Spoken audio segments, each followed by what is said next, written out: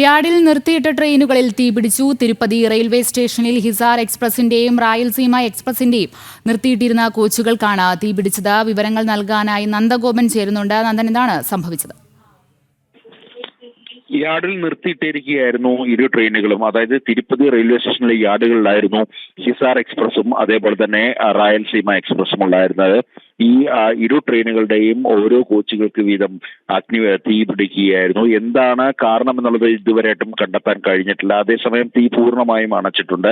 മാത്രമല്ല, ഇതിനോട് ചേർത്ത് വെച്ചിരുന്ന മറ്റ് കോച്ചുകൾ അത് പെട്ടെന്ന് തന്നെ റെയിൽവേ ജീവനക്കാരെത്തി അത് മാറ്റുകയുണ്ടായി. അതുകൊണ്ട് തന്നെ വലിയ രീതിയിലുള്ള ഒരു നാശനഷ്ടം ഉണ്ടായിട്ടില്ല എന്നുള്ളതാണ് റെയിൽവേ വ്യക്തമാക്കുന്നത്. അതേപോലെ തന്നെ ആൾനാശമോ ആൾക്കാർക്ക് പരിക്കോ ജീവനക്കാർക്ക് പരിക്കോ ഒന്നും തന്നെ ഉണ്ടായിട്ടില്ല. അതേസമയം 2 കോച്ചുകൾ കത്തി നശിച്ചു എന്നുള്ളത് മാത്രമാണ് ഒരു നാശനഷ്ടമായി കരുതാനാകുന്നത് എന്നുള്ളതാണ് റെയിൽവേ വ്യക്തമാക്കുന്നത്.